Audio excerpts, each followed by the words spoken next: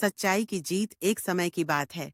एक धर्मात्मा राजा ने अपने राज्य में एक अनोखी चुनौती रखी।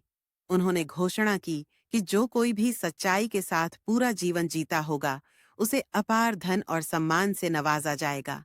इस घोषणा से पूरे राज्य में हलचल मच गई। हर कोई इस इनाम को पाने के लिए उत्सुक था। उसी राज्य में एक गरीब लेकिन ईमानदार किसान रहता था। उसने अपने जीवन के हर कदम पर सच्चाई को अपनाया था। चाहे वह उसके खेती का काम हो या उसके पड़ोसियों के साथ उसका व्यवहार, वह हमेशा सच्चाई के मार्ग पर चलता रहा। एक दिन किसान ने सोचा कि वह भी राजा की चुनौती का हिस्सा बनेगा। वह राजा के दरबार में गया और अपनी सादगी और ईमानदारी की कहानियां सुनाई।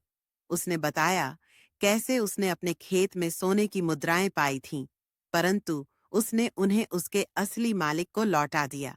कैसे उसने अपने पड़ोसी की भूलवश भेजी गई अनाज की बोरी उसे वापस कर दी थी। राजा उसकी कहानियों से प्रभावित हुए। उन्होंने महसूस किया कि किसान ने न केवल शब्दों में बल्कि कर्मों में भी सच्चाई को अपनाया था। राजा ने उसे इनाम के रूप में सोने के सिक्के, नई भूमि और राज्य में सम्मानित स्थान दिया और आश्वासन दिया कि उसकी सच्चाई और ईमानदारी का राज्य भर में गुणगान किया जाएगा। इस घटना से प्रेरित होकर अन्य लोगों ने भी सच्चाई के मार्ग को अपनाने का संकल्प लिया। यह घटना पूरे राज्य में सच्चाई और ईमानदारी के महत्व को उजागर करने वाली बन गई। लोगों ने समझा कि भले ही सच्चाई का मार्ग कठिन हो, परंतु उसके परिणाम हमेशा शुभ और संतोषजनक होते हैं। नैतिक शिक्षा सच्चाई हमेशा जीतती है।